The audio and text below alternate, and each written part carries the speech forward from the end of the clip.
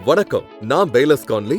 வாழ்க்கையில நம்ம எல்லாருமே நிச்சயமற்ற தன்மையை எதிர்கொள்றோம். அது நிதி சிக்கல்கள், உறவினர் பிரச்சனை, சுகாதார பிரச்சனை அல்லது நமது எதிர்காலத்தை கண்டறிய முயற்சிக்கிறது எதுவா இருந்தாலும் ஒன்று நிச்சயம். தேவன் உங்களை பார்த்து கொண்டிருக்கிறார். அவர் உங்களை நேசிக்கிறார். நீங்க எதை எதிர்கொண்டாலுமே அவர்கிட்ட உங்களுக்கான பதில்கள் இருக்கு.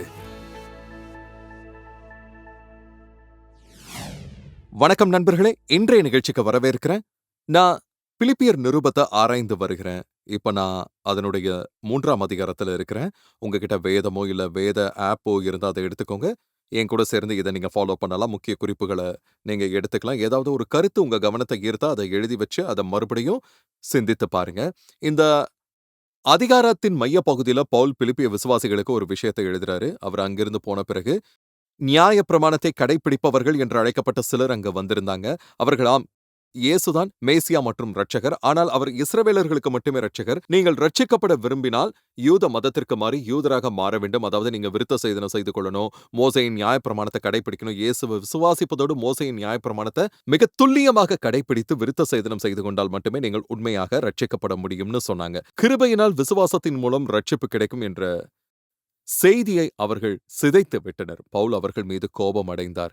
இதை பற்றி விசுவாசிகள் அவர் எச்சரிக்கையும் செஞ்சார். அவர் சொல்றாரு, கவனிங்க, இது நற்செயல்களால் கிடைப்பதல்ல. நற்செயல்களால் ரட்சிப்பு கிடைக்கும் என்று நீங்கள் நினைத்தால் மற்ற யாரை விடவும் எனக்குத்தான் பெருமை பாராட்ட அதிக காரணங்கள் இருக்கும். மோசையின் நியாய பிரமாணத்தை கடைபிடிப்பதில் நான் குற்றமற்றவனாக இருந்தேன். நான் ஒரு பரிசேயனாக இருந்தேன். அது நம்முடைய தேசத்துல மிகவும் கண்டிப்பான யூத மத பிரிவாகும். நான் எபிரேயர்ல பிறந்த எபிரேயன். என் பெற்றோர்கள் தர்சு பட்டணத்தை சேர்ந்த எபிரேயர்கள். அவர்கள் கிரேக்க மொழி பேசும் நகரத்துல வாழ்ந்தாலும் எபிரேய மொழியையும் எபிரேய கலாச்சாரத்தையும் கடைபிடிச்சாங்க. பாரம்பரியத்தையும் மோசையின் நியாய பிரமாணத்தையும் மாற்றியதாக நான் கருதிய சபையினரை நான் துன்புறுத்தினேன். அவர்களை மரணம் வர துன்புறுத்தினேன். கிரியைகளின் அடிப்படைகள்ல பார்த்தா எனக்கு அதற்கான எல்லா தகுதிகளும் இருந்தது. கிரியைகள் மூலமாகவே ரட்சிப்பு கிடைக்கும் என்றால் நான் நிச்சயம் ரட்சிக்கப்பட்டிருப்பேன். ஆனால் அவை அனைத்தும் வெறும் குப்பையே. ஆமா, அனைத்தும் வெறும் குப்பையே. ரட்சிப்பு என்பது கிருபையினால் விசுவாசத்தின் மூலம் கிடைப்பது. அதனுடன் வேறு எதுவும் சேர்க்கப்பட வேண்டியதில்லை. கவனிங்க, கிரியைகள் மூலமாகவே ரட்சிப்பு கிடைக்கும் என்றால் நான் நிச்சயம் ரட்சிக்கப்பட்டிருப்பேன். ஆனா அது அனைத்தும் வெறும் குப்பையே. ரட்சிப்புங்கிறது கிருபையினால விசுவாசத்தின் மூலம் கிடைப்பது ஆகும். அதனுடன் வேற எதுவும் சேர்க்கப்பட வேண்டியதில்லை. இந்த காலத்திலேயும் அதே மனப்பான்மை கொண்ட மனிதர்கள் இருக்காங்க. அவர்கள் இதை விருத்த சேதனம்னு வெளிப்படையா சொல்லாமல் இருக்கலாம். ஆனா உங்கள் உடை அல்லது உணவு முறை சார்ந்தது இது, அல்லது இந்த குறிப்பிட்ட முறையிலான தண்ணீர் ஞானஸ்நானத்தை நீங்கள் கடைபிடிக்க வேண்டும். அதை இப்படித்தான் செய்யணும், அல்லது இதை செய்ய வேண்டும் என்று அவர்கள் சொல்கிறார்கள். அவர்கள் கிறிஸ்து செய்த மீட்பின் பணிகளோடு கூடுதல் விஷயங்களை சேர்க்கிறார்கள். கவனிங்க, நற்கிரியைகளையும் அதனுடன் இணைக்கிறார்கள். பவுல் அவர்கள் மீது கோபம் அடைந்தார். அது தவறு என்று அவர் சொன்னார். அவர்களை பொல்லாத வேலையாட்கள்னு அழைத்தார். பின்னர் பிலிப்பியர் 3:8 அவர் இப்படி சொல்றாரு, என் கர்த்தராகிய கிறிஸ்து இயேசுவை அறிகிற அறிவின் மேன்மைக்காக எல்லாவற்றையும் நஷ்டமென்று எண்ணிக்கொண்டிருக்கிறேன். அவருக்காக நான் எல்லாவற்றையும் நஷ்டமென்று எண்ணி குப்பையைப் போல எண்ணுகிறேன். நான் கிறிஸ்துவை ஆதாயப்படுத்திக் கொள்ளும் படிக்கும். நான் கிறிஸ்துவை ஆதாயப்படுத்திக் கொள்ளும் படிக்கும். கவனிங்க, அவர் கிறிஸ்து இயேசுவை குறித்த அறிவின் மேன்மையை பற்றி பேசுறாரு. அந்த அறிவு என்ற சொல் நெருக்கமான தனிப்பட்ட அறிவு என்று பொருள்படும். அது ஒரு தனிப்பட்ட உறவை குறிக்குது. ஆமா, தனிப்பட்ட உறவை குறிக்குது. பின்னர் 9ஆம் வசனத்துல அவரு இப்படி சொல்கிறார், கவனிங்க, நியாய பிரமாணத்தினால் வருகிற சுயநீதியை உடையவராயிராமல் கிறிஸ்துவை பற்றும் விசுவாசத்தினால் வருகிறதும் விசுவாசம் மூலமாய் தேவனால் உண்டாயிருக்கிறதுமான நீதியை உடையவனாய் இருந்து கிறிஸ்துவுக்குள் இருக்கிறதென்று காணப்படும் படிக்கும் என்று சொல்லப்பட்டுள்ளது. இப்ப இது ஏதோ நான் அவருக்குள் காணப்பட வேண்டும் என்ற ஒரு சாதாரண நம்பிக்கை மட்டும் இல்ல. அதாவது இயேசு திரும்ப வரும்போதோ அல்லது நான் மரிக்கும் போதோ நான் பரலோகத்தை சென்றடைவேன் என்று நம்புவது போன்றது அல்ல. இது இல்ல. இது அடிப்படையில் அவருடைய தாழ்மையின் வெளிப்பாடு. அவர் கிறிஸ்துவுக்குள் காணப்படுவது என்பதுதான். கவனிங்க, அவர் கிறிஸ்துவுக்குள் காணப்படுவது என்பது தான் செய்த எதையும் நம்பி அல்ல, தன் நற்கிரியைகளை நம்பி அல்ல, அல்லது நியாய பிரமாணத்தை கடைபிடிப்பதையோ அல்லது விதிமுறைகளை சரியாக பின்பற்றியதையோ நம்பியல்ல. மாறாக கிறிஸ்துவை மட்டுமே நம்பி தேவன் அருளும் நீதியை நம்பி இருப்பதாகும். நாம் செய்யும் அல்லது செய்யாத காரியங்களின் அடிப்படையில் வரும் நம்முடைய சொந்த நீதியை நம்பி கிடையாது. சிலர் நான் இது போன்ற திரைப்படங்களை பார்க்கறதுல, இது போன்ற கெட்ட வார்த்தைகளை பேசுறதுல, கேஃபின் கலந்த பானங்களை அருந்துவதில்லைன்னு சொல்றாங்க. சொல்லப்போனா என்கிட்ட இப்போ ஒரு நல்ல சூடான தேநீர் கோப்பை இருக்கு. ஆனா சிலர் நீங்க கேஃபின் அருந்தக்கூடாது, இதை செய்யக்கூடாது, அதை செய்யக்கூடாதுன்னு உங்க உடல்ல எதையும் திணிக்க கூடாது. நான் இதை செய்யாததால் தேவனுக்கு முன்பாக நீதி உள்ளவனாக இருக்கிறேன், அல்லது நான் இதை செய்வதால் தேவனுக்கு முன்பாக நீதி உள்ளவனாக இருக்கிறேன்னு சொல்றாங்க. இல்ல நண்பர்களே, இயேசு கிறிஸ்து மீதான விசுவாசமே முக்கியம். நான் எதை செய்யறேனோ அல்லது எத செய்யலங்கிறத அடிப்படையா கொண்ட நீதி அழுக்கு துணிகளை போன்றது. ஆனா தேவன் அருளும் நீதி விசுவாசத்தின் மூலமே கிடைக்கிறது. ஆமா. நான் இயேசுவின் மீது மட்டுமே நம்பிக்கை வைக்கும்போது கிறிஸ்துவின் நீதியினால் நானும் நீதி உள்ளவனாக்கப்படுகிறேன். ஆமா, நானும் நீதி உள்ளவனாக்கப்படுகிறேன். நாம் நீதி என்னும் ஈவை பெற்றிருப்பதை பற்றி ரோமர் புத்தகம் பேசுது. இது கிரியைகளால் கிடைப்பது அல்ல. ஒரு நபர் ரட்சிக்கப்பட்டதும், அதாவது தன்னுடைய நற்கிரியைகளை சாராமல் கிறிஸ்துவை மட்டுமே நம்பி சிலுவையில் அவர் செய்து முடித்த காரியத்தையும் அவரது உயிர்த்தெழுதலையும் விசுவாசித்து அவரை ஆண்டவராக ஏற்றுக்கொண்டு அறிக்கை செய்யும்போது உண்மையிலே அவர்களின் ஆவி மாற்றமடைகிறது. உங்க உள்ளத்துல உள்ள உண்மையான நீங்கள் மாற்றப்படுகிறீர்கள். நீங்கள் தேவனுடைய சாயல்ல படைக்கப்பட்ட ஒரு ஆவிக்குரிய ஜீவன். நானும் அப்படித்தான். உண்மை என்னன்னா, இப்ப நீங்க என்ன பார்க்க முடியுது. ஆனா நான் உள்ள இருக்கிறேன். இது நான் வசிக்கும் இடம். என்னுடைய வீட்டின் வர்ண அமைப்பு சற்று வித்தியாசமானது. என் முகத்துல இயற்கையாகவே சில புள்ளிகள் தெளிக்கப்பட்டத போல அமைஞ்சிருச்சு. அத மாற்ற என்னால எதுவும் செய்ய முடியாது. நான் வசிக்கும் இந்த வீட்டிற்கு சீரான அ வர்ணம் பூசப்படலனாலும் அத நான் ஏற்றுக்கொண்டு தான் ஆகணும். இப்ப நான் இந்த 2 ஜன்னல்கள் வழியாக கேமராவ பார்க்கிறேன். அதாவது உங்க வீட்டையோ அல்லது நீங்க இருக்கும் இடத்தையோ பார்க்கிறேன். ஆனா உண்மை என்னன்னா, உங்களால என்ன பார்க்க முடியாது. நான் ஒரு ஆவிக்குரிய ஜீவன். நான் நித்தியமானவன். நான் நித்திய காலத்த ஏதோ ஒரு இடத்துல கழிக்கப் போகிறேன். நீங்களும் அப்படித்தான். நீங்களும் ஒரு நித்தியமானவர் தான். ஆனா எனக்குள்ள இருக்கும் இந்த ஜீவன், எனக்குள்ள வாழும் இந்த பேலஸ் மறுபடியும் பிறந்திருக்கிறது. கிறிஸ்துவின் நீதினால நான் நீதி உள்ளவனாக்கப்படுகிறேன். இயேசுவ பற்றி பேசுகையில 2 கொரிந்தியர் 5ஆம் அதிகாரம் இப்படி சொல்லுது. நாம் அவருக்குள் தேவனுடைய நீதியாகும்படிக்கு பாவம் அறியாத அவரை நமக்காக பாவமாக்கினார். இயேசுவின் நீதியினால் நான் நீதி உள்ளவனாக்கப்பட்டுள்ளேன். அதற்காக நான் எந்த முயற்சியும் செய்யல. அது எனக்கு கிடைத்த ஒரு ஈவு. நான் தேவனுக்கு முன்பாக நீதி உள்ளவனாக இருக்கிறேன். நண்பரே, இது நடக்காவிட்டால் பரிசுத்தமுள்ள தேவன அணுக நமக்கு வழியே இல்ல. கிருபையினால் விசுவாசத்தின் மூலமாகவே நம்ம தேவனுக்கு முன்பாக நீதி உள்ளவர்களாக்கப்படுகிறோம். அதுவே பரிசுத்தம் உள்ள தேவன அணுகும் வாய்ப்ப நமக்கு கொடுக்குது. இத நான் சொல்ல விரும்புறேன். நற்கிரியைகள் மீதும் தீமையான மற்றும் பாவமான காரியங்கள தவிர்ப்பதன் மீதும் எனக்கு நம்பிக்கை உண்டு. ஆனா, ரட்சிப்ப பெறுவதற்கான வழியாக நான் அத கருதுவதே கிடையாது. ஆமா. அது ரட்சிப்பின் கனியே தவிர, ரட்சிப்பின் வேறு அல்ல. ஆமா. அது ரட்சிப்பின் கனியே தவிர, ரட்சிப்பின் வேர் கிடையாது. புரியுதா? நற்கிரியைகள் மீது எனக்கு நம்பிக்கை உண்டு. என்னுடைய புதிய சுபாவம் அந்த நற்கிரியைகளைச் செய்ய என்னை ஏவுது. என்னில் உள்ள கிறிஸ்துவின் ஜீவன் அந்த நற்கிரியைகளைச் செய்யவும், அன்புள்ளவனாக இருக்கவும், பாவமான மற்றும் தீங்கான காரியங்கள தவிர்க்கவும், தேவனுடைய வார்த்தையை கடைபிடிக்கவும் என்னை ஏவுது. நான் தேவனுடைய வார்த்தையை எவ்வளவு அதிகமா உட்கொள்றேனோ, அவ்வளவு அதிகமா கிருபையில நான் வளர்றேன். வேதத்த ஆராய்வதன் மூலம் அவருடைய வழிய அதிகம் கற்றுக்கொண்டு, அவருடைய சாயலுக்கு இன்னும் அதிகமாக நான் ஒத்திருக்கிறேன். ஆனா அந்த நற்கிரியைகள் என்ன தேவனுக்கு முன்பாக நீதி உள்ளவனாக்கவில்ல. விசுவாசத்தினால் தான் நான் தேவனுக்கு முன்பாக நீதி உள்ளவனாக்கப்பட்டேன். இப்ப செய்யப்படும் நற்கிரியைகள் அதிலிருந்து உண்டாகும் கனியாகவும், அதன் விளைவாகவும் அமையுது. ஆனா தேவனுக்கு முன்பாக நீதி உள்ளவனாக்கப்படுவதன் நோக்கம் ஒரு உறவ சார்ந்தது. 9ஆம் வசனத்தின் இறுதியில அவர் மீண்டும் இப்படி சொல்றாரு.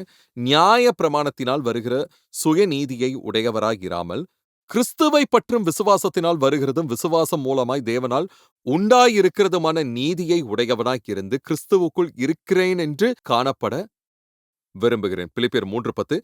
இப்படி நான் அவரையும் அவருடைய உயிர்த்தெழுதலின் வல்லமையையும் அவருடைய பாடுகளின் பாக்கியத்தையும் அறிகிறதற்கும் அவருடைய மரணத்திற்கப்பான மரணத்திற்குள்ளாகி நான் தொடர்ந்து வாசிக்கிறேன். பவுல் நான் அவரை அறியும்படிக்கும் என்று சொல்வது இது 2வது முறை. இது மீண்டும் தேவனோடு உள்ள நெருக்கமான தனிப்பட்ட அறிவை குறிக்குது.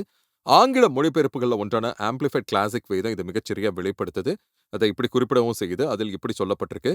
எனது உறுதியான நோக்கம் என்னவென்றால் இப்படி நான் அவரையும், அதாவது அவரைப் பற்றி அவருடைய ஆளுமையின் அதிசயங்களைப் பற்றியும் ஆழமாகவும் நெருக்கமாகவும் மேலும் வலுவாகவும் தெளிவாகவும் உணர்ந்து புரிந்து கொண்டு படிப்படியாக அவரை நன்கு அறிந்து கொள்ள வேண்டும். நாள்தோறும் தேவனையும் அவருடைய குமாரனையும் நான் இன்னும் அதிகமாக அறிந்து கொண்டே இருக்கிறேன். அதற்காகத்தான் தேவன் நம்மை படைத்தார். ஆமா. கவனிங்க நண்பர்களே. யோவான் 17:3ல இயேசு இப்படி சொன்னாரு. அவர் என்ன சொன்னாருன்னா, ஒன்றான மெய் தேவனாகிய உம்மையும், நீர் அனுப்பினவராகிய இயேசு கிறிஸ்துவையும் அறிவதே நித்திய ஜீவன். நண்பரே, அதுவே ரட்சிப்பின் நோக்கமாகும். கிறிஸ்துவின் மீது நாம் நம்பிக்கை வைக்கும்போது அவர் நம்மை நீதியுள்ளவராக்குகிறார். அவர் நம்முடைய பாவங்களுக்காக மரித்தார். பாவம் அறியாத அவர் நமக்காக பாவமாக்கப்பட்டார். அதாவது முழுமையான பதிலீடாக அவர் செயல்பட்டார். அதனால இப்போ அவருடைய நீதி எனக்கு கொடுக்கப்படுகிறது. அதன் காரணமாக நான் அவரோடும் பிதாவோடும் ஒரு உறவுக்குள் வர முடிகிறது. அந்த அறிவு நெருக்கமும் காலப்போக்கில் வளர்ந்து இன்னும் அதிக நெருக்கமானதாக மாறவும் செய்யுது. பல வருடங்களாக பயனுள்ள ஊழியத்தையும் சேவையையும் செய்த பிறகு பவுல் இங்க நான் அவரை இன்னும் நன்றாக அறிய விரும்புகிறேன் என்று ஏக்கத்துடன் சொல்கிறார். அதுவே ஒவ்வொரு விசுவாசியின் இருதயத்தின் ஏக்கமாகவும் இருக்கணும். ஆமா, ஒவ்வொரு விசுவாசியின் இருதயத்தின் ஏக்கமாகவும் இருக்கணும். பவுல் என்ன சொன்னார்னா, நான் அவரை இன்னும் நன்றாக அறிய விரும்புகிறேன்னு. அதுவும் ஏக்கத்தோட. சரியா?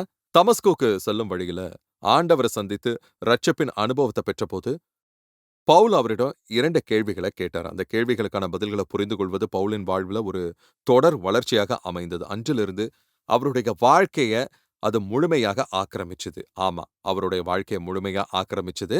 அ அந்த கேள்வி, அதாவது முதல் கேள்வி கவனிங்க. முதல் கேள்வி என்னன்னா, "ஆண்டவரே நீர் யார்?"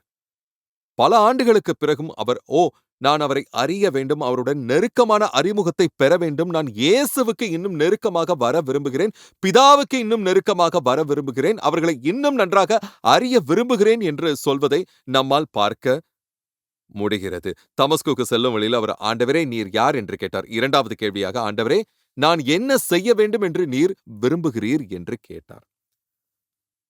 அதற்கான பதில் படிப்படியா வெளிப்பட்டுச்சு. அதாவது தன்னுடைய வாழ்விற்கான தேவனுடைய சித்தத்தை பின்பற்றுதல் ஆகும். பின்னர் நான் அவரையும், அவருடைய உயிர்த்தெழுதலின் வல்லமையையும், அவருடைய பாடுகளின் ஐக்கியத்தையும் அறிய வேண்டும். அவருடைய மரணத்தைப் போல அவரோடு ஒன்றிப் போக வேண்டும். நான் அவரை அறிய விரும்புகிறேன். அவருடைய உயிர்த்தெழுதலின் வல்லமையை அறிய விரும்புகிறேன் என்றார். அதைப் பற்றி கொஞ்ச நேரம் பேச விரும்புகிறேன். நீதிமான்கள் மற்றும் அநீதிமான்களின் வரவிருக்கும் உயிர்த்தெழுதல பற்றி அவர் அங்க பேசல நண்பர்களே. அதாவது கிறிஸ்துவுக்குள் மரித்தவர்களின் சரீரம் உயிர்த்தெழுந்து, அவர்களின் புதிய மகிமை மிக்க சரீரத்துடன் மீண்டும் இணைக்கப்படும் அந்த நிகழ்வ பற்றியோ, அல்லது தேவனுடைய இரட்சிப்பு என்னும் நிராகரித்த பாவிகளின் மரித்த நிலையிலிருந்து எழுந்த வெளிப்படுத்தின விசேஷம் புத்தகத்துல குறிப்பிடப்பட்டுள்ள மகா வெள்ளை சிங்காசன நியாய தீர்ப்புக்கு முன்பாக நிற்பத பற்றியோ அவர் பேசல. அவருடைய உயிர்த்தெழுதலின் வல்லமையை நான் அறிய விரும்புகிறேன் என்று பவுல் சொல்லும்போது அவர் அத பற்றி பேசல. இந்த வசனங்கள கவனிங்களேன். இது எபேசியர் 1:16ல இருக்கு. அவர் எபேசு சபைக்கு எழுதுறாரு. 16 முதல் 20 வரையிலான வசனங்கள். அவரு இப்படி சொல்றாரு கவனிங்க. இடைவிடாமல் உங்களுக்காக ஸ்தோத்திரம் பண்ணி, என் ஜெபங்களில் உங்களை நினைத்து, நம்முடைய கர்த்தராகிய இயேசு கிறிஸ்துவின் தேவனும் மகிமையின் பிதாவுமானவர் தம்மை நீங்கள் அறிந்து கொள்வதற்கான ஞானத்தையும் தெளிவையும் அளிக்கிற ஆவியை உங்களுக்கு தந்தருள வேண்டும் என்றும், தாம் நம்மை அழைத்ததினாலே நமக்கு உண்டாயிருக்கிற நம்பிக்கை இன்னதென்றும், பரிசுத்தவான்களிடத்தில் தமக்கு உண்டாயிருக்கிற சுதந்திரத்தினுடைய மகிமையின் ஐஸ்வரியம் இன்னதென்றும், தாம் கிறிஸ்துவை மரித்தோரிலிருந்து எழுப்பி அவரிடத்தில் நடப்பித்த தமது பலத்த சத்துவத்தின் வல்லமைப்படியே விசுவாசிக்கிறவர்களாகிய நம்மிலே காண்பிக்கும் தம்முடைய வல்லமையின் மகா மேன்மையான மகத்துவம் இன்னதென்றும் நீங்கள் அறியும்படிக்கு அவர் உங்களுக்கு பிரகாசமுள்ள மனக்கண்களை கொடுக்க வேண்டுமென்றும் வேண்டிக் கொள்கிறேன். எல்லா துரைத்தனங்களுக்கும், அதிகாரங்களுக்கும், வல்லமைக்கும், கர்த்தத்துவத்துக்கும் இம்மையில் மாத்திரமல்ல மறுமையிலும் பேர் பெற்றிருக்கும் எல்லா நாமத்துக்கும் மேலாய் அவர் உயர்ந்திருக்கத்தக்கதாக என்று நமக்கு இதில் குறிப்பிடப்பட்டுள்ளது. ஆமா, இப்ப பவுல் அவங்களுக்காக ஜெபிக்கிறாரு. அதாவது அவர்களின் இருதயத்தின் கண்கள் திறக்கப்பட ஒளி பெற வேண்டும் என்பதற்காகவும், அவருடைய அழைப்பின் நம்பிக்கையும் மகிமையின் ஐஸ்வரத்தையும் அவர்கள் அறிய வேண்டும் என்பதற்காகவும் ஜெபிக்கிறாரு. கிறிஸ்துவுக்குள் தங்களுக்கும் முழுமையான சுதந்திரத்தை புரிந்து கொள்ளவும், விசுவாசிக்கிற நம்மிடம் அவர் செலுத்தும் வல்லமையின் அளவற்ற மேன்மையை அறியவும் அவர் விரும்புறாரு. விசுவாசிக்கிற நம்மிடம் அவர் செலுத்தும் அந்த அளவற்ற வல்லமையை பற்றி தான் அவரு இங்க பேசுறாரு நண்பர்களே. கிறிஸ்துவ மரித்தோரிலிருந்து எழுப்பியபோது அவர் செயல்படுத்திய அந்த வல்லமையின்படியே இது நடக்குது. ஆமா, அதாவது கிறிஸ்துவின் இந்த உயிர்த்தெழுதல் வல்லமைய நீங்க இங்கேயே இப்போதே அறிந்து அனுபவிக்கணும்னு நான் ஜெபிக்கிறேன்னு பவுல் சொல்றாரு. நான் புதிதாக கிறிஸ்தவனான காலகட்டத்துல ஒரு கூட்டத்துல கலந்து கொண்டது ஞாபகம் இருக்கு. அங்க டென்னசி மாநிலத்தை சேர்ந்த ஒரு இளம் சுவிசேஷகர் இருந்தாரு. சிறந்த பிரசங்கியாளர். ஆனா அவருக்கு பற்கள் இருந்ததா எனக்கு ஞாபகம் இல்ல. நான் ஒருபோதும் அவருடைய பற்கள பார்த்ததில்ல. ஆனா பற்கள் இல்லாம அவரால சிறப்பாக பிரசங்கிக்க முடிந்தது. அந்த இளம் டென்னசி பிரசங்கியாரின் ஊழியத்துல வெளிப்பட்ட வல்லமைய போன்ற ஒன்று இன்று வரை நான் வேற எங்கும் பார்த்ததே இல்லன்னு நெனைக்கிறேன். கூட்டம் பெருசா இல்ல. ஆனா அந்த அறையில தேவனுடைய வல்லமைய நேர்ல உணர முடிஞ்சது. ஒரு தந்தை தன் மகனை அங்கே அழைத்து வந்தது எனக்கு ஞாபகம் இருக்கு. அந்த சிறுவன் கீழ விழுந்து அவனது கை உண்மையிலே உடைஞ்சிருந்தது. அவனது கை உடைஞ்சு போயிருந்தது. ஆமா, அது உடைஞ்சிருக்கிறத என்னால வெளிப்படையாவே பார்க்க முடிஞ்சது. ஆமா, அந்த கை உடைஞ்சு போயிருந்தத பார்க்க முடியுது. அதாவது அவன் மிகுந்த வலியால துடித்துக் கொண்டிருந்தான். ஆனா ஹாஸ்பிட்டலுக்கோ அல்லது டாக்டர் கிட்டயோ கூட்டிட்டு போறதுக்கு முன்னாடி, அந்த தந்தை அவன அந்த கூட்டத்திற்கு கூட்டிட்டு வந்தாரு. அங்க நடைபெறவிருந்த கூட்டத்த பற்றியும், அங்க என்ன நடக்குதுங்கிறத பற்றியும் அவரு தெரிஞ்சிருந்தாரு. அவன உள்ள கூட்டிட்டு வந்து முன் வரிசைக்கு கொண்டு வந்தாரு. அந்த சிறுவனின் கை பார்ப்பதற்கு மிகவும் மோசமா, வெளிப்படையா உடைந்த நிலையில இருந்தது. எல்லாராலும் அத தெளிவா பார்க்க முடிந்தது. அந்த இளம் சுவிசேஷகர் முகத்துல ஒருவித உற்சாகமான புன்னகையுடன் அந்த சிறுவனிடம் போயி, "நாம் ஜெபிக்கப் போகிறோம்" என்றார். அவர் அவனது மணிக்கட்ட பிடித்துக்கொண்டு, "எல்லோரும் 1, 2, 3 என்று எண்ணுங்கள்" என்று சொன்னார். நாங்களும் 1, 2ன்னு எண்ணினோம். 2ன்னு சொன்ன அந்த தருணத்துல அவர் அவனது கைய வேகமாக மேல தூக்கி இயேசுவின் நாமத்தில் என்று முழங்கினார். அனைவரது முன்னிலையில அவனது கை உடனடியாக முழுமையாக இணைந்து குணமடைந்தது. அது பிரமிக்க வைக்கும் ஒரு நிகழ்வு. நண்பரே, அன்று பற்களற்ற அந்த இளம் சுவிசேஷகரின் வழியாக பாய்ந்தோடிய இயேசுவின் உயிர்த்தெழுதல் வல்லமையின் விளைவு தான் அது. அந்த உயிர்த்தெழுந்த வல்லமை சுகத்த மட்டும் இல்ல, இன்னும் பலவற்றையும் அருளக்கூடியது. பவுல் சொல்றார், நான் அவரை இன்னும் ஆழமாகவும் தனிப்பட்ட முறையிலும் அவருடைய உயிர்த்தெழுதலின் வல்லமையையும் அறிய விருப்பப்படுகிறேன் அப்படின்னாரு. இந்த 2 விஷயங்களும் ஒன்றோடு ஒன்று பிணைக்கப்பட்டுள்ளது நண்பர்களே. அந்த எண்ணத்த நீங்க மனசுல நிறுத்திக்கணும்னு நான் விருப்பப்படுறேன். எனவே அந்த உயிர்த்தெழுதல் வல்லம வெளிப்படுவதற்கான நாம அவருடன் இணைந்து செயல்படணும். முதலாவதாக அந்த வசனத்துல அவருடைய உயிர்த்தெழுதலின் வல்லமையையும், அவருடைய பாடுகளின் ஐக்கியத்தையும் அறிந்து, அவருடைய மரணத்த ஒத்திருத்தல் பற்றி குறிப்பிடுகிறார். துன்புறுத்தல் வரும்போது நாம் ஓடிப்போக முடியாது. இயேசு, அவர்கள் என்னை துன்புறுத்தினார்கள், உங்களையும் துன்புறுத்துவார்கள் என்றார். அதாவது நற்செய்திக்காக துன்புறுத்தல் வரும்போது நாம சோர்ந்து போகவோ, பின்வாங்கவோ அல்லது அவரையும் அவருடைய வார்த்தைகளையும் குறித்து வெட்கப்படவோ கூடாது. கிறிஸ்துவுக்காக நாம உண்மையுடன் நிலைத்திருக்கணும். அவருடைய வார்த்தையின் சத்தியம் மற்றும் இயேசு யார் என்பது குறித்த விஷயங்கள்ல துன்பம் வந்தாலும் கூட சமரசமற்ற நிலைப்பாட்ட கொண்டு இருக்கணும். அது ரொம்ப முக்கியமானது. அதுல எந்த துன்பம் வந்தாலும் கூட சமரசமற்ற நிலைப்பாட்ட நாம கொண்டு இருக்கணும். அவருடைய மரணத்தை ஒத்திருத்தல் என்றும் அவர் சொல்லியிருந்தாரு. பாவத்தின் வல்லமையை அழிக்கவே இயேசு மரித்தார். கவனிங்க, பாவத்தின் வல்லமையை அழிக்கவே இயேசு மரித்தாரு. என்னுடைய மாம்ச இச்சைகள நான் மறுதலிக்கும்போது, ஆமா, இந்த மண் பாண்டத்துல அந்த பொக்கிஷத்த நான் இன்னும் வைத்துக் கொண்டு இருக்கிறேன். என்னுடைய சரீரம் இன்னும் மீட்கப்படல.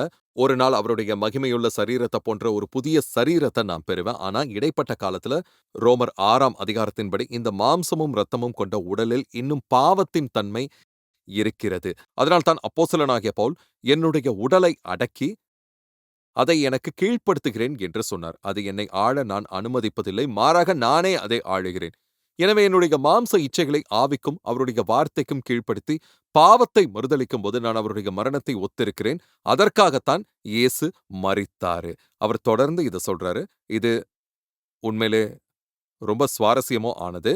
நான் இப்போது பகிர்ந்து கொண்ட அந்த விஷயத்துல, அதாவது நாம் அந்த விதத்துல அவருடன் இணைந்து செயல்படுவதில அவருடைய வல்லமைய அனுபவிக்கிறது அடங்கியிருக்கு நண்பர்களே. நான் அவரை குறித்து வெட்கப்பட்டாலோ, அவருடைய வார்த்தையின் சத்தியத்திலிருந்து பின்வாங்கினாலோ, கிறிஸ்துவுக்காக உறுதியாக நின்று வெட்கமற்ற மனப்பான்மையை கொண்டிராவிட்டாலோ, என்னுடைய வாழ்க்கையில அவருடைய வல்லமைய ஒருபோதும் அனுபவிக்க முடியாது. நான் கிறிஸ்துவுக்காக துணிச்சலுடன் நிற்க வேண்டும். நீங்களும் கிறிஸ்துவுக்காக துணிச்சலுடன் நிற்கணும் நண்பர்களே. அந்த வகையில நம்ம ஒன்றிணைந்து செயல்படுவது ரொம்ப முக்கியமான விஷயம். சரியா? இந்த விஷயம் ரொம்ப முக்கியமானது. பிலிப்பியர் 3:10 அவரு இப்படி சொல்றாரு. எப்படியாயினும் நான் மரித்தோரிலிருந்து உயிரோடு எழுந்திருப்பதற்கு தகுதியாகும் படிக்கும். அத பற்றி தான் நான் உங்ககிட்ட பேச விருப்பப்படுறேன். அது மிகவும் சுவாரஸ்யமான ஒரு வேத வசனம். நான் சரீர பிரகாரமான உயிர்த்தெழுதல அடைய விரும்புறேன்னு பவுல் இங்க சொல்லல. கிரேக்க மொழியில நான் அந்த சிறப்பு உயிர்த்தெழுதல அடையணும்னு அவரு குறிப்பிட்டாரு. புதிய ஏற்பாடு முழுவதிலும் அந்த சொற்றொடர் பயன்படுத்தப்பட்ட ஒரே இடம் இது மட்டும் தான். உண்மையிலே இத புரிந்து கொள்வது மிகவும் கடினமான ஒரு வசனம் தான். பல நூற்றாண்டுகளாக வேத அறிஞர்கள் இந்த வசனத்த ஆழமா ஆராய்ந்து வராங்க. இப்போ அவரு எதப் பற்றி பேசுகிறார் என்றால், இந்த வாழ்க்கையிலேயே ஆவியானவரின் செல்வாக்கையும், வல்லமையும் ஒரு துரிதமான அல்லது உயர்ந்த நிலையில அனுபவிக்கிறத பற்றியே அவர் குறிப்பிடுறாருன்னு நான் நம்புறேன். அவர் மரித்தோரிலிருந்து உயிர்த்தெழுதலை நான் அனுபவிக்கும்படி என்று சொன்னார். ஆம்பிளிஃபைட் கிளாசிக் வேதம் இதற்கான மொழிபெயர்ப்ப சரியாகவே வழங்கியிருக்கு. மூல மொழிய ஆழமா ஆராய்ந்து பார்க்கையில அது இப்படி சொல்லுது. சாத்தியமானால் மரித்தோரிடமிருந்து என்னை உயர்த்திக் கொண்டு வரும் அந்த ஆவிக்குரிய மற்றும் தார்மீக உயிர்த்தெழுதல நான் இன்னும் சரீரத்தில் இருக்கும்போதே நான் அடைந்து கொள்ளும்படி. எனவே இந்த வாழ்க்கையிலேயே அந்த உயிர்த்தெழுதலின் வல்லமைய ஒரு தீவிரமான அல்லது உயர்ந்த நிலையில அனுபவிக்கிறத பற்றி தான் அவரு பேசுறாரு. பவுல் அத குறிப்பிட்டார் என்பது குறித்த பல விவாதங்கள் இருந்தாலும், இந்த வாழ்க்கையிலேயே தேவனிடத்தில் கிடைக்கக்கூடிய தூய்மை, வல்லமை மற்றும் பரிசுத்தமாக்கப்படுதல் ஆகியவற்றின் ஒரு நிலையை அவர் சுட்டிக்காட்டுவதாகவே தோன்றுகிறது நண்பர்களே. கவனிங்க, இதை நம்முடைய நற்செயல்களால் அடைவதில்லை. மாறாக இயேசுவுக்கு நெருக்கமாக வருவதன் மூலமே அடைகிறோம். அதனால தான் நான் அவரை அறியும்படி என்று சொன்னார். துன்புறுத்தல்களை எதிர்கொள்ளும் போது நான் உறுதியாக நிற்பேன். அவருடைய மரணத்தைப் போலவே நானும் மாற ஒப்புக் கொடுப்பேன். கவனிங்க, அதனால தான் நான் அவரை அறியும்படி என்றார். துன்புறுத்தல்களை எதிர்கொள்ளும்போது நான் உறுதியாக நிற்பேன். அவருடைய மரணத்தைப் போலவே நானும் மாற ஒப்புக் கொடுப்பேன். என்னுடைய உள்ளத்தில் இருக்கும் அவருடைய ஆவியின் வல்லமையால் நான் மாம்ச இச்சைகளை அடக்குவேன். பாவத்திற்கு முடியாது என்று சொல்வேன். ஆனால் இது என்னுடைய நற்செயல்களால் அல்ல, எல்லாவற்றிற்கும் மேலாக அவருடன் நெருக்கமாக இருப்பதன் மூலமே இது நடக்குது. இயேசுவுடன் ஒரு நெருக்கமான உறவை கொண்டிருப்பதன் மூலம் இது சாத்தியமாகுது. பவுலின் அடுத்த வார்த்தைகள் உங்களுக்கு மிகுந்த ஊக்கமளிப்பதாக அமையலாம் நண்பர்களே.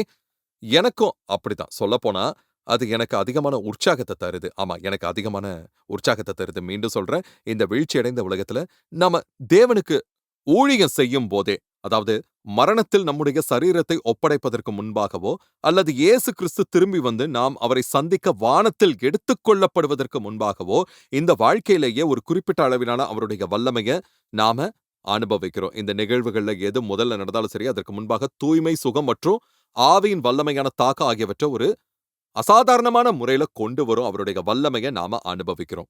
இப்ப அவர் அடுத்து என்ன சொல்றாருங்கிறத பாருங்களேன். அதாவது 12வது வசனத்துல அவரு இப்படி சொல்றாரு. அது என்னங்கிறத கவனிங்க. நான் அடைந்தாயிற்று அல்லது முற்றிலும் தேறினவனானேன் என்று எண்ணாமல், கிறிஸ்து இயேசுவினால் நான் எதற்காக பிடிக்கப்பட்டேனோ, அதை நான் பிடித்துக் கொள்ளும்படி ஆசையாய் தொடர்கிறேன் என்று சொல்லப்பட்டு உள்ளது. பவுல், நான் இன்னும் அந்த நிலைய அடையல. நான் விரும்பும் நிலையில இன்னும் இல்ல. நான் முன்பு இருந்த நிலையில இல்லங்கிறது உண்மதான். ஆனா நான் அடைய விரும்பும் நிலை இன்னும் அடையவில்ல. வளர்ச்சி அடைவதற்கு இன்னும் இடம் இருக்கிறது என்றார். இப்ப பவுல் கிடைக்கக்கூடிய அந்த சந்திப்பு மற்றும் அனுபவத்தின் நிலைய பற்றி பேசுறார். இது பாவத்திற்கு வேண்டாம் என்று சொல்லும் மனப்பான்மையும், அதே வேளையில துன்புறுத்தல்களின் போது உறுதியாக நிற்பதையும் உள்ளடக்கியது. ஆனா எல்லாவற்றிற்கும் மேலாக நாம ஒரு விஷயத்த புரிந்து கொள்ளணும். இது இயேசுவுக்கு நெருக்கமாக வருவதோடு தொடர்புடையது. நான் அவரை நெருங்க நெருங்க அவருடனான என்னுடைய உறவு மிகவும் நெருக்கமாகவும், புத்துணர்ச்சியுடனும் அமையுது. அப்போதுதான் மற்ற காரியங்கள் என்னுடைய வாழ்வுல சிறப்பாக செயல்படுது. அந்த காரியங்கள் அனைத்தும் ஆண்டவருடனான என்னுடைய தனிப்பட்ட உறவின் விளைவாகவே அமையுது. பிறகு அவர் அவர் என்னை பிடித்துக் கொண்டதற்கான காரணத்த நான் அறிந்து கொள்ள வேண்டும் என்றார். இது மறுபடியும் பவுல் தமஸ்குவுக்கு போற வழியில கேட்ட 2வது கேள்விய நினைவூட்டுறதா இருக்கு. ஆண்டவரே, நான் என்ன செய்ய வேண்டும் என்று நீர் விரும்புகிறீர்? கிறிஸ்து என்னுடைய வாழ்க்கையை கைப்பற்றியபோது, ஒரு குறிப்பிட்ட காரணத்திற்காகவும், நோக்கத்திற்காகவும் தான் என்ன அவர் பிடித்துக் கொண்டார். ஆண்டவராகிய இயேசு கிறிஸ்து பவுலின் வாழ்க்கையை காப்பாற்றிய போதும் அதற்கு ஒரு காரணம் இருந்துச்சு. பவுல் அவர் என்னை பிடித்துக்கொண்ட அந்த நோக்கத்தை நானும் பிடித்துக்கொள்ள விரும்புகிறேன் என்று கூறினார். நம்முடைய வாழ்க்கையில வெவ்வேறு கட்டங்களும், காலங்களும் இருக்கு. தற்போது நான் பிடித்துக்கொள்ள முயற்சிக்கும் காலம் ஒரு புதிய காலமாகும். எங்கள் சபையில ஒரு மாற்றம் நடந்துச்சு. நான் இன்னும் 25% பிரசங்க பணிகள தான் செய்றேன். ஆனா அன்றாட நிர்வாக பணிகள செய்றதில்ல. தொலைநோக்கு திட்டத்த முன்னின்று வழி நடத்துறதோ இல்ல. எங்கள் மூத்த மகன் ஹாரிசன் இப்ப தலைமை போதகரா இருக்காரு. இது எனக்கு ஒரு புதிய காலம். எனவே ஆண்டவரே, இந்த காலத்துல உமக்காகவும், உம்முடைய மகிமைக்காகவும், உம்முடைய நாமத்திற்காகவும் எனக்கான நோக்கம் என்ன? இதுல ஒரு பகுதி நான் இப்போது செய்து கொண்டிருக்கும் காரியங்களோடு தொடர்புடையது. அதாவது இந்த உபதேசங்கள பதிவு செய்வது, தினமும் எழுதுவதிலும் நான் மும்முரமா ஈடுபட்டிருக்கேன். என்னுடைய சமையலறை மேஜையில அமர்ந்து நான் தொடர்ந்து எழுதிக் கொண்டே இருக்கிறேன். சில நாட்களுக்கு முன்பு தான் மற்றொரு புத்தகத்தை எழுதி முடித்தேன். கிறிஸ்து இயேசு என்னை எதற்காக பிடித்துக் கொண்டாரோ, அதை நான் பிடித்துக்கொள்ள என்னால் முடிந்த அனைத்தையும் செய்கிறேன். கிறிஸ்து உங்களை பிடித்துக் கொண்டிருக்கும் இந்த காலத்துல, நீங்களும் அந்த நோக்கத்த பிடித்துக் கொள்ளணும். உங்கள் உடைமைகள் அனைத்தையும் விற்றுவிட்டு ஒரு மிஷனரி அமைப்புல இணைந்து மிஷனரி பணிக்கு போகணுமா? ஒருவேளை அப்படி இருக்கலாம். ஜெபம் செய்து தேவன தேடுங்க. ஒருவேளை தேவனுடைய ராஜ்யத்தின் பணிகளுக்கு ஆதரவளிக்க, உங்கள் வணிகத் திறமைய பயன்படுத்தி அதிக வருமானம் ஈட்டுவது உங்க பணியாக இருக்கலாம். ஒருவேளை அதத்தான் தேவன் இப்போது உங்கள செய்ய அழைக்கிறார். வணிகம் தொடர்பான அந்த தெய்வீக உள்ளுணர்வ பயன்படுத்தி, உங்க வருமானத்துல பெரும்பகுதிய உள்ளூர் திருச்சபை மற்றும் மிஷனரி பணிகளுக்கு தேவையான வளங்கள சேகரிக்க செலவிடுவது ஒரு வழியாக இருக்கலாம். அல்லது பொது பள்ளி கல்வி அமைப்புல ஒரு ஆசிரியராக உங்க செல்வாக்க பயன்படுத்தி சேவை செய்றது மற்றொரு வழியாக கூட இருக்கலாம். அவர் உங்களுக்கு என்ன சொன்னாலும், நான் இதத்தான் சொல்ல விருப்பப்படுகிறேன். அதை செய்யுங்கள். சரியா? கவனிங்க. அதை செய்யுங்கள். ஆமா, அதை செய்யுங்கள். பவுல், நான் இன்னும் அந்த இலக்க அடையல அப்படின்னாரு. 12ஆம் வசனத்துல அவர் இத சொன்னாரு. 13 மற்றும் 14 வசனங்கள்ல இப்படி சொன்னாரு. சகோதரரே, அதை பிடித்துக் கொண்டேன் என்று நான் எண்ணுகிறதில்லை. பின்னானவைகளை மறந்து முன்னானவைகளை நாடி, கிறிஸ்து இயேசுவுக்குள் தேவன் அழைத்த பரம அழைப்பின் பந்தயப் பொருளுக்காக இலக்கை நோக்கி தொடருகிறேன் என்று சொல்லப்பட்டுள்ளது. நான் இன்னும் அந்த நிலைய அடையல. ஆனா, கடந்த காலத்த விட்டுட்டு முன்னோக்கி போகிறேன். நம்மில் சிலர் கடந்த கால விஷயங்கள விட்டுடணும்னு நான் நெனைக்கிறேன். ஆமா. கடந்த காலத்துல நடந்த மோசமான விஷயங்கள நம்ம கண்டிப்பா விட்டு தான் ஆகணும். இப்ப என்ன பார்த்துக் கொண்டு இருக்கும் உங்கள்ல சிலர் கடந்த காலத்திலே சிக்கிக் கொண்டு இருக்கிறீங்க. கடந்த காலத்தில நீங்க ஒரு பெரிய தோல்விய சந்திச்சிருக்கலாம். ஒருவேள உங்க திருமண வாழ்க்கையில உங்க துணைக்கு உண்மையாக இல்லாம நீங்க இருந்திருக்கலாம். அதனால உங்க திருமணம் முறிந்திருக்கலாம். அது உங்க குழந்தைகள பாதித்திருக்கலாம். உங்க கணவரின் அல்லது மனைவியின் மனத நீங்க புண்படுத்தி இருக்கலாம். நண்பர்களை இழந்திருக்கலாம். நீங்க அவமானத்த உணர்ந்திருக்கலாம். ஆனா இப்போ மனம் மாறி இருக்கிறீங்க. இயேசுவின் ரத்தம் எல்லா பாவங்களிலிருந்தும் நம்மை சுத்திகரிக்கிறது. நான் இப்போது ஒருவரிடம் பேசிக் கொண்டிருக்கிறேன் என்பது எனக்கு தெரியும். உங்களால முடிந்தவர இழப்பிற்கு ஈடு செய்யுங்கள். ஆனா அதையே பிடித்துக் கொண்டிருக்காமல் அதை விட்டு விடுங்கள். அது உங்கள கடந்த கால தோல்வியிலேயே சிறை வைக்கும் ஒரு இடமாக மாற அனுமதிக்காதீங்க. சரியா? கடந்த காலத்த மறந்துருங்க. தேவன் உங்களுக்காக எதிர்காலத்துல இன்னும் நல்ல விஷயங்கள வச்சிருக்காரு. உங்க வாழ்க்கை இன்னும் முடியல. தேவனால் இன்னும் உங்கள பயன்படுத்த முடியும். சில வாய்ப்புகள நீங்க தவற விட்டு இருக்கலாம். சில விஷயங்கள சரியா செய்யாம சொதப்பி இருக்கலாம். அத ஒருவேள சரி செய்ய முடியாமலும் இருக்கலாம். ஆனா நீங்க தொடர்ந்து முன்னேறி போகணும். சிலர பொறுத்தவர கடந்த காலத்துல நடந்த நல்ல விஷயங்கள மறந்து விடுவது அவசியமாகுது. ஏன்னா, சிலர் கடந்த காலத்துல நடந்த ஏதோ ஒரு நல்ல விஷயத்திலேயே மனதளவுல சிக்கிக் கொண்டு இருக்கிறாங்க. ஒரு முறை நான் ஒரு திருச்சபைக்கு போனது அங்க பேசினது ஞாபகம் இருக்கு. அங்க சிறப்பு பேச்சாளராக நான் கூப்பிடப்பட்டிருந்தேன். அங்க நான் பேசப் போயிருந்தேன். எங்க திருச்சபைய சேர்ந்த பார்வையாளர்கள மட்டும் அங்க வந்திருந்தாங்க.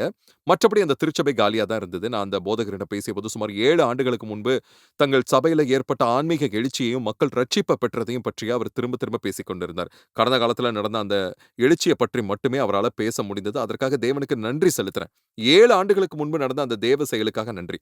ஆனா அவரது கவனம் முழுவதும் கடந்த காலத்தின் மீதே இருந்தது. அவருடனான எனது உரையாடல் முழுவதிலும் நிகழ்காலமோ அல்லது எதிர்காலமோ எந்த ஒரு பார்வையும் இல்லாம, கவனம் இல்லாம இருந்தது.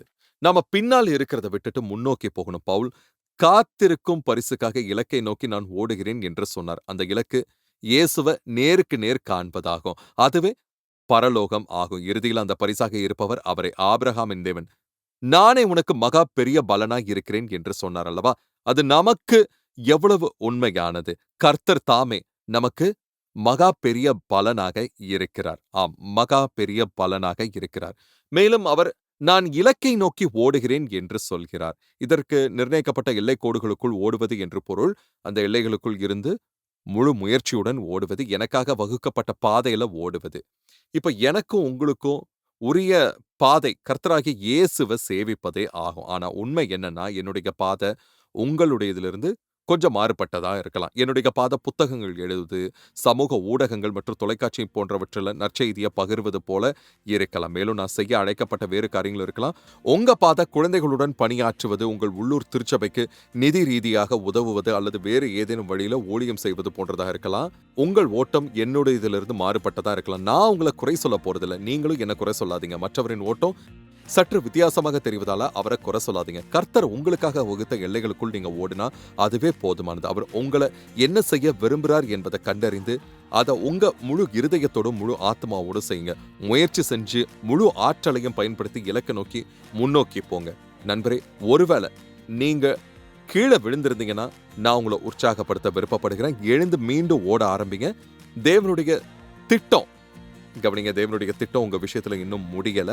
துரதிர்ஷ்டவசமா எனக்கு ஒதுக்கப்பட்ட நேரம் இப்போ முடிஞ்சிருச்சு. ஆனா கர்த்தர் உங்களோட இருக்கிறார், என்றென்றும் இருக்கிறார். அவர் உங்களை ஆசீர்வதிக்கணும்னு நான் ஜெபிக்கிறேன். மீண்டும் சந்திக்கலாம். நிகழ்ச்சி ஒளிபரப்பாக உதவிய நண்பர்களுக்கும் பங்காளர்களுக்கும் நன்றி. மேலும் தகவல் மற்றும் உத்வேகத்திற்கு belesconley.com பார்வையிடவும்.